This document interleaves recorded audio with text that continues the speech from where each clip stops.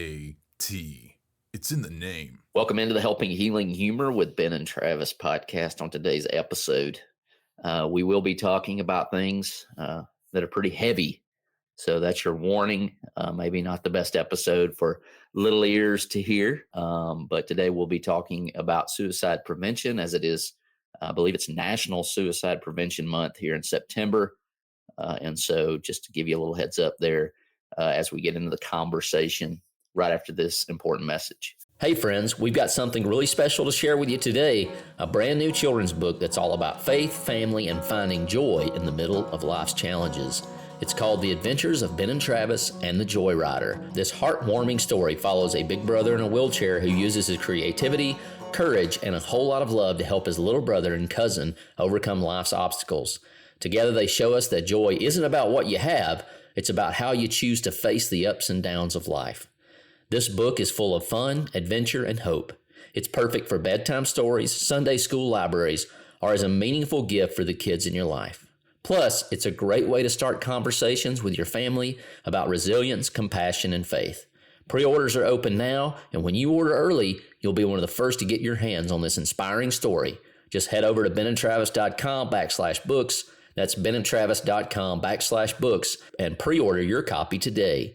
Give your kids a story that will make them smile, laugh, and believe in the power of joy. I'm Travis Creasy, the pulpit minister at Westgate Church of Christ in Dothan, Alabama. That over there, at least one of them, is Ben Hayes. He's the pulpit minister at Highland Park Church of Christ. He also works at Mars Hill Bible School and helping those kiddos out with mental health and I guess whoever else needs help over there. And also all-pro counselor with 3 Chord Counseling in Muscle Shoals, Alabama. Ben, how's it going?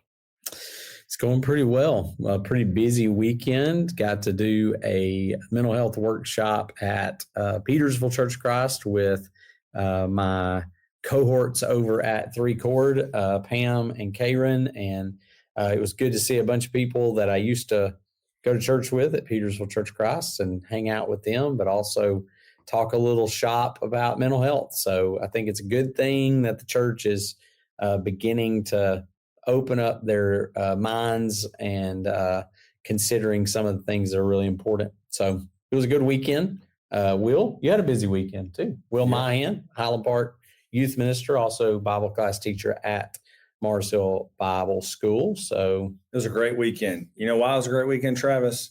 Because Alabama won and Tennessee lost. And you were in Tennessee. And I was speaking in Tennessee, and I didn't hear one thing about football. And it was a glorious day because we talked about Jesus, and we didn't mention the Tennessee Volunteers. But things are going great. Amy lost her front tooth, and so she pulled it out. I was freaking out. Blood was everywhere. But then she was pumped that she did it. So just trying to raise some strong, independent kids around the Mahan house these days. There you go. Well, that is definitely a milestone moment in life when you realize there are these things that will just fall out of your face if you're not careful with them. But anyways, like I mentioned in the intro, we'll be talking a little bit suicide prevention. But as we've been doing over the last few weeks, we have a ministry spotlight and certainly want to spotlight people doing really good things. We know the world can be heavy. It can be dark. Obviously, some of the events that took place last week have highlighted that, unfortunately, truth about the world that we live in. But as any case, when things aren't great or going well, we should be looking for the helpers, who are the people who share light. And so we certainly want to do that today. And today, we're going to talk about Run to the Cross. Ben, you want to tell us a little bit about that? Yeah, Run to the Cross is about to have their 16th annual Run to the Cross, plus a fun run, so all the kids can come out and be a part of that. I think that's just a mile run, and then they have a 5K. It takes place at Cross Point Church here in Florence, Alabama, and that's going to be on October the 2nd. They raise money with that event, and the money that they raise goes to a lot of good stuff. I mean, if we try to tell you what all they've done in 16 years, it would take up the whole podcast. So it's a fantastic thing. Registration that day is at 5.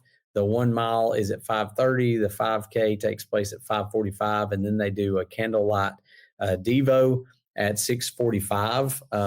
And there's going to be some special things. They usually have somebody singing and some other stuff going on with it, but Meredith Wallace is going to be doing the singing at this time.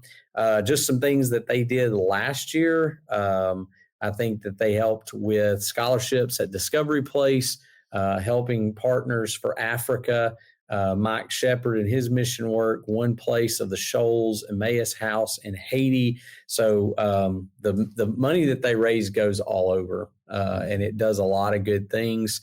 And so if you are interested in that, you can go to thecross5k.com, and you can find all kinds of information about the work they do at that website. And you can be encouraged by the good works that are being done through that. So if you can go run. If you can give. If you can just pray for it, I'm sure that they will be thankful for anything that you can do to help out with it. And they have certainly supported a lot of the things that we do for St. Jude. And so we're very appreciative of that. The Willinghams seem to always be in the giving, helping mood. And that's always a great thing. And more of that is needed in the world. So thank you for all the work that you guys do. And as I mentioned, we're going to be talking a little bit about suicide prevention. Unfortunately, due to the way the world works and human beings and the flesh, as the scripture would call it, there are heavy things in the world and things that people wrestle with. And we certainly don't want to shy away from that here at the Helping Healing Humor podcast. It's really what we're here for, is to bring a little levity and bring some practical things that we can do to heavy situations. And also, like what we say, we like to see God show up and show out. And so, Ben, I'm just going to turn it over to you, and you kind of get the conversation started. And I'm sure Will and I can pitch in. I know I can pitch in some ignorance here and there, and you can just correct me as well. Well, there's been a couple of times I've talked about this recently at Mars Hill. Occasionally, I do a class for one of the high school classes in health. They just talk about this and the mental health concerns surrounding it. But we also just had a speaker come and talk about it from our area, Larissa Stansel. And one of the things she said was pretty, I don't know, it caused me to pause and think a little bit, because I'd never really seen this number. But she said it's the second leading cause of death between kids ages 10 and 14. That should make us all stop for a second. 10 to 14, second leading cause of death. I don't even know what the first one is. I have a couple of guesses, but I'm not exactly sure. But the fact that suicide is second is a major deal. It is the third leading cause of death among those who are 15 to 24. So when we really stop to think about, if we had something like this, we talk about our world goes crazy about a lot of things, and if this was something, anything else, and even it is a big deal with suicide, but we've got to make sure, hey, look, if this is number two, this is something that can be prevented or at least be helped. It maybe not in every situation, but there's certainly some things that we could be doing to help it. So I think we really need to give it some attention. We need to think about what is it that we do, what is it that we can do. Her statistics also said, and I'll just share these three. Her statistics said in 2023, there were over 49,000 suicide deaths. And I assumed that meant that year. That's how she worded it. So we're just talking about an pandemic. I don't know what the difference. What's the difference in epidemic and pandemic? But it's a lot. And that's just something I feel like we can do something about, that we can help out with it, especially at those ages. And so, just something we need to talk about. So, Will, you work with a lot of kids, teenagers specifically. I work with a lot of kids in the 10 to 14 range. You work with a lot of people 15 to 24. What are some things you see that you think maybe are contributing factors to it, just in what you noticed? I think I don't know if this is a contributing factor. Well, I guess let's start here. Contributing factor: stress, and I think almost the pursuit of being pleasing to so many other people. Yeah. I think there's a lot of kids who are going, I'm going to give a test tomorrow in school. And I know that there are kids that are going to lose their minds if they make a 98. And I get that sometimes that can be great. Like, I want us to strive to be really, really good people. But I also see a lot of parents that are doing the striving for the kids. And I think there's a lot of pressures of, and I've been really glad, and this speaks to your kids. I think society right now is like, Destin's starting her own business. Like, hey, you don't have to go to college. You don't have to be what everybody else says that a good, successful young person looks like. And so I'm actually excited to see some of this. Hey, there are other opportunities. I think there's a lot of pressures, whether that comes from family, whether that comes from friends, school, sports. I don't ever remember, like, Blake's been a friend of the podcast. We ref a lot of rec league, baseball, flag football, basketball. And it is exciting just to see people a part of rec leagues because there's so many people that, I mean, we're starting out 6-year-olds in travel ball and treating it like it's SEC football. You know, and I'm not like, look, you're not going to find somebody that loves sports more than me. I mean, and I think all of us are very big fans of sports and athletics.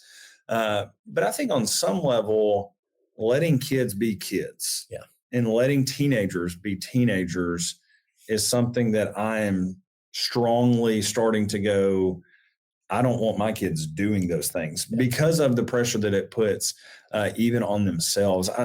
Well, think about, I mean, Travis, I can remember watching football and taking it seriously. I mean, we took it seriously as kids.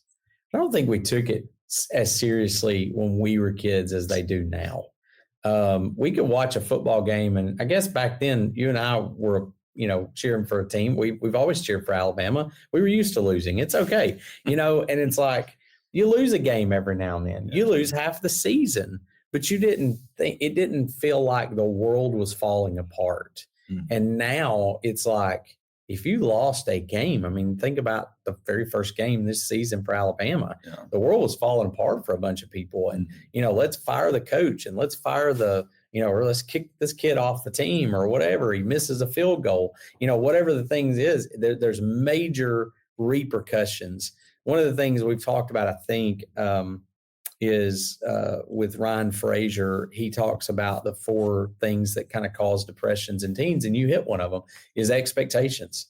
And it's not just the parental expectations. There's expectations from coaches and community and self, you know, teachers. I mean, it's from everybody. And that's one of the things he says causes a lot of the depression, causes the anxiety, along with that isolation. You know, even though the world is open to them, they've got all this stuff at their fingertips.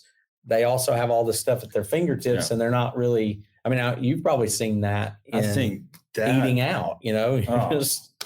I think I think every parent wants us to say social media is awful. And I think on some level that is very fair and very true to say. I mean, just this past week, everything that happened with Charlie Kirk, I opened up social media and watched a dude get murdered. And as a 35-year-old man, it was very disturbing for me to watch. And I come into school the next day, I have 10th graders, Travis, 15-year-olds that are explaining the murder of a guy to other people. And I'm going, at 35, Lindsay and I have discussed that for a week and still tried to figure out, how do we process what we just saw? There is no way in the world that a 15-year-old sitting in their room at 11 o'clock at night watching that is processing that in a healthy way. I think even our best 15-year-olds, wherever they may be in the world, still are not processing that in a good way. And I think I had some college students call me and go, well, how can you tell me that the world's not ending today? Because all I've seen on social media is here here are all the signs that Jesus is coming back today. And I was like, that'd be the greatest day ever, right? Yeah. But they are being fed. And I think as a society, can you be over-informed? I mean, yes. Yes. I mean, I think I try to not be informed on a lot of things because it makes my days better. Yeah. But I think our kids are, like you get on Twitter today and the Israeli president, whatever, has attacked, someone with Hamas and civilians have died. And it's just like, these kids know everything. Like there's things that they're talking about at 12 that I didn't know till I was 25. That's right. Yeah. And I just go, and then it comes back to like, how do you handle that pressure? Yeah. Because everybody right now is saying the world is a terrible place. Yeah. And I'm still, and Lindsay would say I'm an eternal optimist, but I still believe there's more good in the world than there is bad. Yeah. We just don't see it. And we're not being fed that because it doesn't get the clicks. It doesn't get money. That's right. Exactly right. Clicks. And I think to both of your points, it's go, go, go. I mean, there's something always going on, and we're probably on the other spectrum. We probably don't do enough, like let our kids do enough things, to be active. The go, go, go, and then like you said, the expectations are ridiculous. Junior pro basketball for me was trying to figure out how to dribble and how to shoot. That's exactly right. Literally what it was. And, I kept score. We all kept score and we wanted to win, but it was about blocking our basket. It was about shooting and dribbling. Football at that age was about blocking and tackling. And, the worst thing I was going to get was my dad, pointing out where I could have been better.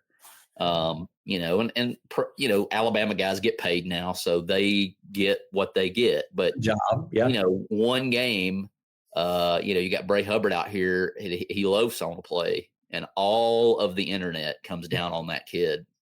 And he's 19 years old. Which once again, he's getting paid. That is the offset. Like back in the day, I'd have been like, "That's a kid. He's not getting paid to do this." He's getting paid.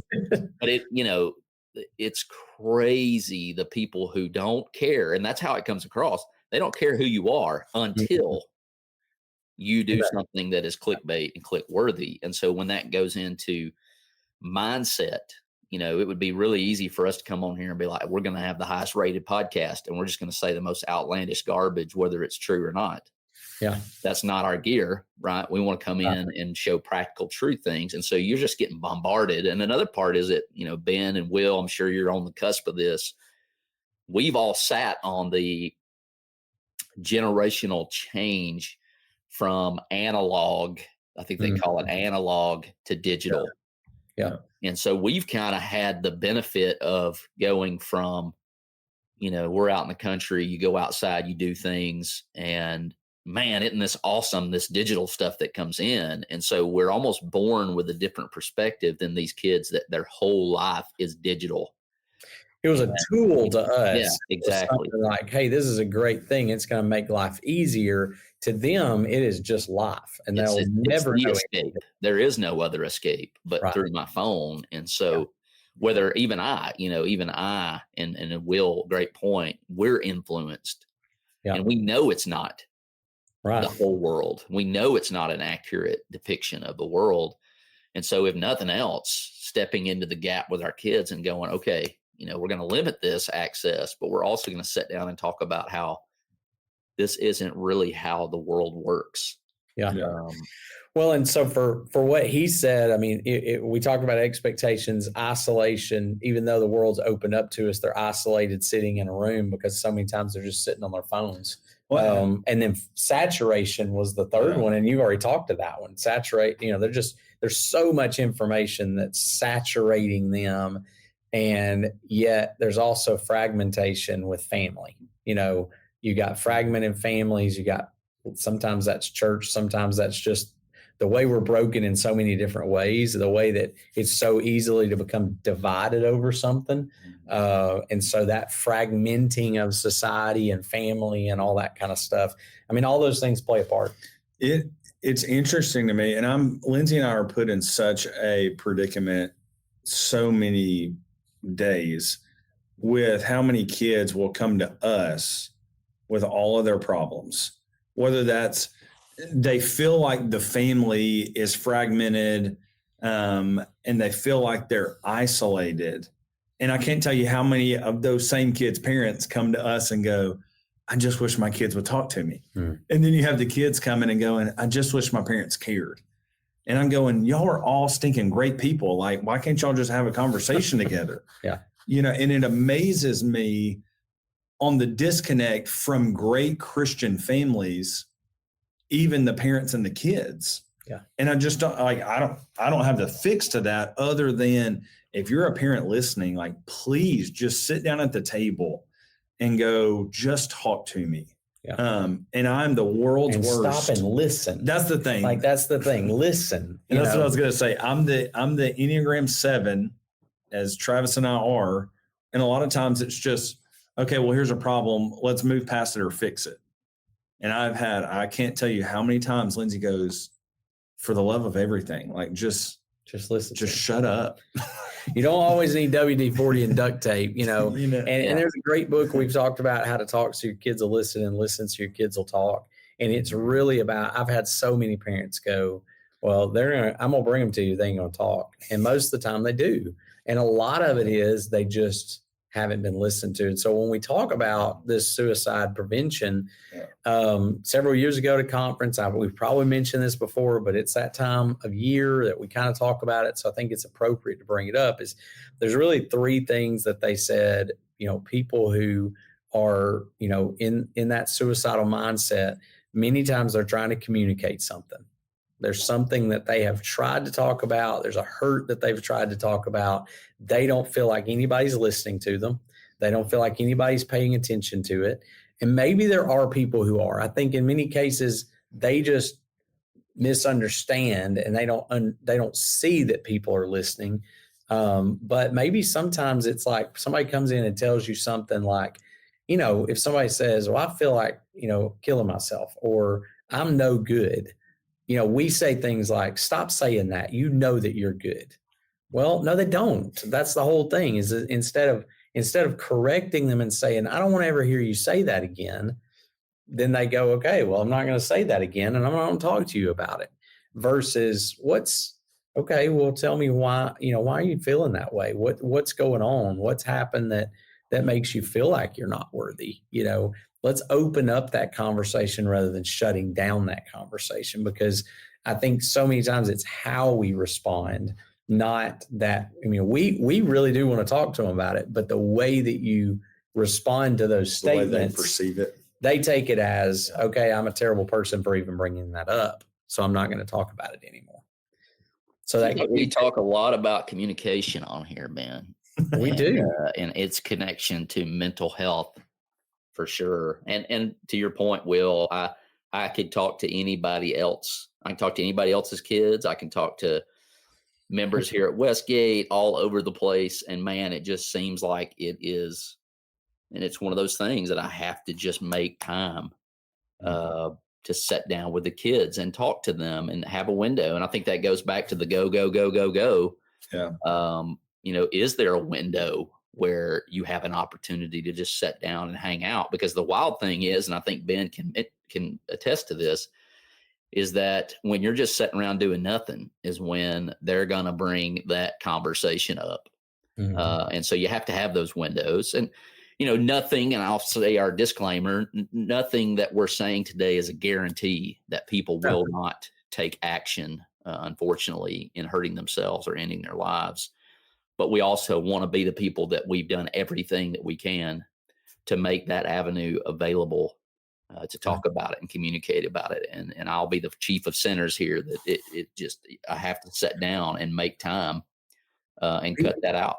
Yeah. And like making time, just even if it's, driving, cut off the radio, talk about things every now and then, find time to play with your kids. They're going to talk to you when they play.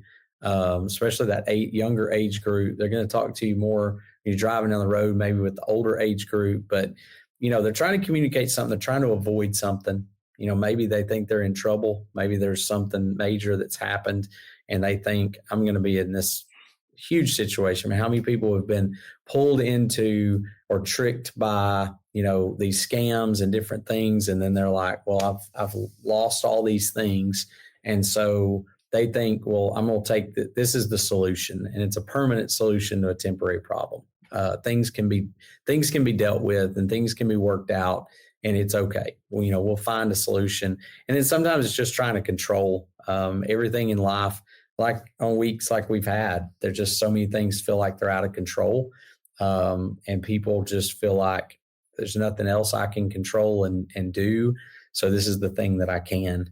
And so, what do we do in those situations? I think the main thing is that you speak out about it. You talk to them about it. If you feel like somebody is in that place where they're feeling hopeless, you can look up symptoms of what it's like for teenagers. But if you think they're feeling hopeless, you think that, things have changed, they've started talking about stuff that makes you uncomfortable, their artwork or their poetry or whatever that they're doing is starting to talk about some dark things.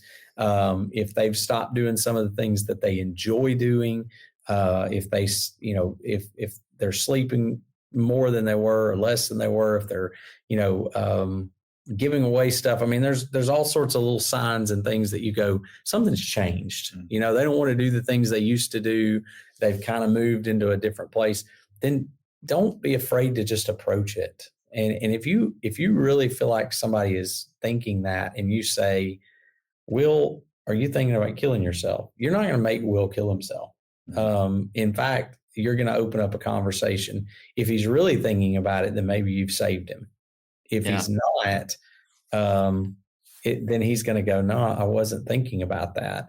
And if you feel like it's somebody you need to go tell somebody to, or tell it to, I would much rather lose my friendship with Will, which I don't think I will. But if I went to tell an adult and said, hey, I'm worried about Will, can we do something about this? I'd rather him be mad at me than him not be with me anymore. Yeah. So it's okay to make them mad temporarily to keep them here permanently. Don't be afraid. That's the thing, is you've got to go share with somebody, an adult, especially if it's a kid listening to this, or if it's an adult listening to this that goes, I don't really know how to deal with it. Then go, find somebody that can and get them to a place. What we've said before, love people where they are. Love them enough not to leave them there. Is your church looking for meaningful ways to make a kingdom impact? Healing Hands International has been partnering with churches for more than 30 years to make real change possible. HHI is a faith-driven nonprofit that leads life-changing programs like Walk for Water, where communities come together to raise awareness and funds to drill wells around the world. But that is just the beginning. HHI works to aid, equip, and empower communities around the world, teaching families how to grow sustainable gardens, or helping women launch small businesses to support their families. And the best part? All of these programs are done in partnership with local church leaders, empowering gospel opportunities. There are so many ways you and your church can get involved. You can host your own Walk for Water. You can pack gift boxes for kids through the Magi program, or host a seed packing event. Learn more and get involved today at hhi.org. That's hhi.org.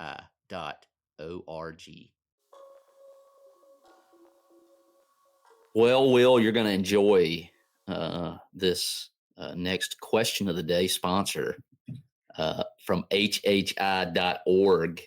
We know they have a lot of grace and mercy because they put up with Will on a regular basis, but the Healing Hands International question of the day is, it is National Guacamole Day. And are you guys guacamole guys? Are you like, because I know there's some people who like their whole identity is guacamole. Like they got mugs, they got t-shirts. They're not going to go to Chipotle without, heavy guacamole. And then there are people like me who could take or leave it. I don't really see the big whoop-de-doo, like what's the big deal about guacamole? What do you think? Yeah, I'm 35 and I can't tell you the last time I ate guacamole. So it's like, I want the white cheese dip. I know it ain't real cheese dip, but just give me the white. That's what I want. Cheese dip. Yeah. and I don't need anything else. And now I am particular on salsa. Some places have way better salsa, but I mean, I don't see the point in the guacamole. I like guacamole, but I don't know. I'm kind of like, I don't know if it's just because it's the experience part of it, but it's not like it's the greatest thing I've ever eaten. But if I can salt it down pretty good, spice it up a little, do something to it. But if it's just straight up mashed up avocados, which is pretty much all it is, I mean, they put some other things in it. I mean, it's kind of plain.